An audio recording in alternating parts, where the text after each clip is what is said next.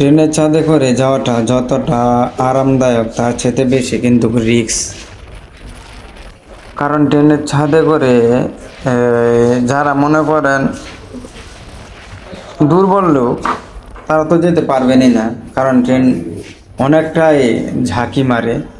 হয়তো যারা নিঃশক্তি বা দুর্বল তারা পড়েও যেতে পারেন।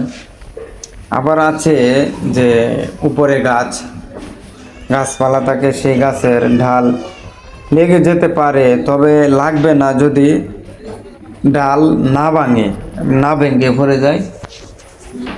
আবার মনে করেন যদি ঝড় তুফান না হয় তাহলেও না লাগার সম্ভাবনাই বেশি, কারণ এটার উপরে যে ঢালগুলা যদি লেগে যায় বা যতটুকু উচ্চতার মধ্যে আছে তারা ডাল কেটে দেয়, তাই না লাগার সম্ভাবনাই বেশি। তবে ঝড় তুফান হলে অবশ্যই আপনারা ট্রেনের ছাদের উপরে করে যাতায়াত করবেন না, কারণ তাহলে যদি কোনো ডাল ভেঙে যায় বা দেখা যায় বিদ্যুতের তার হেলে যায় অনেক সময়, সেটা রিস্কের ব্যাপার।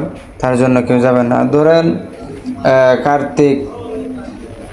অগ্রহায়ণ মাসের পর থেকে বা কার্তিক মাসের পর থেকে আপনি চৈত্র মাস পর্যন্ত যাতায়াত করতে পারবেন ট্রেনের ছাদের উপরে করে, কারণ তখন ঝড় বৃষ্টি খুব কম হয়।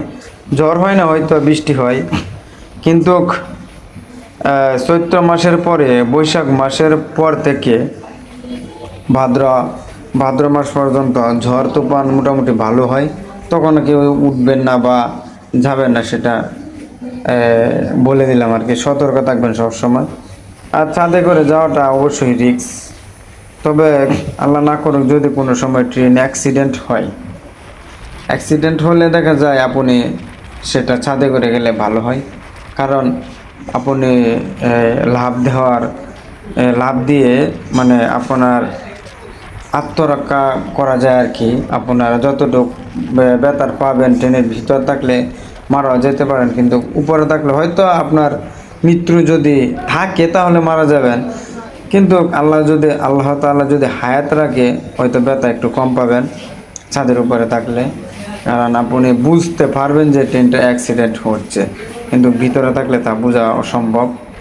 মানে অনেকে বুঝে না, যারা হয়তো বাহিরে মাথা বের করে রাখে তারাই জানে বা তারাই বলতে পারে আর কি অ্যাক্সিডেন্ট হচ্ছে, তবে অনেকেই জানে না। আর যারা ভিতরে থাকে তারা তো অবশ্যই জানে না।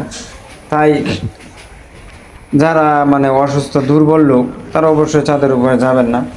আর যারা